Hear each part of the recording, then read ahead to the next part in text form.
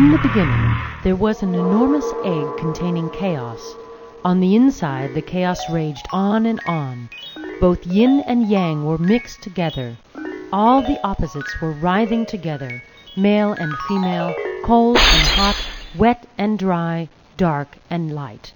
Finally, the egg burst open, and out leapt the giant dragon Pangu.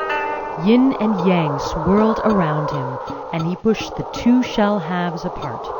Thus the opposites were. Every day for 18,000 years, Pangu grew 10 feet. Thus the sky was raised a little higher every day. Once the sky was 30,000 miles above the ground, Pangu stopped and began to hammer out the mountains and fill the valley with water to form great oceans. He created rivers with his fingers and stamped the earth down to create flat lands.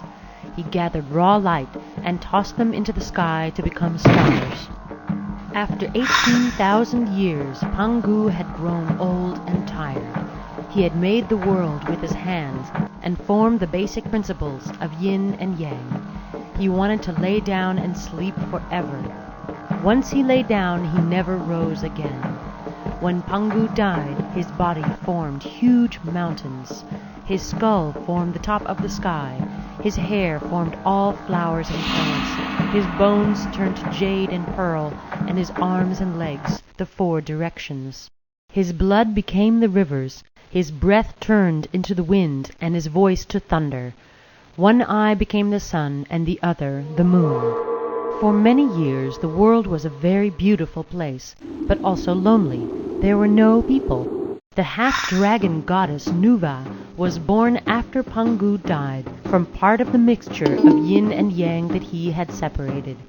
She decided to create humans to have some other beings to talk to and share ideas with, but mostly just to love. Nuva went down to the edge of the Yellow River where there were vast, soft mud banks. She began forming figures out of clay. She decided that it would be much more practical for her creations to have legs instead of a dragon tail. Thus her humans were not made in her image. No sooner did she set the first little mud man on the ground did he start to jump and dance and sing. He began to speak. "Look at me!" Nuva was delighted and began making more and more humans. She made hundreds and hundreds of mud humans, but soon realized that it would take centuries for her to make enough people to fill the vast earth completely. Nuva grabbed hold of a muddy stick. As the sun dried each drop, it became a new man or woman. Some say that these humans were the less intelligent ones. Those formed by Nuva's own hands became great leaders. She told them to go and populate the earth. As they grew, she loved them and protected them, and was revered as the mother of all humans.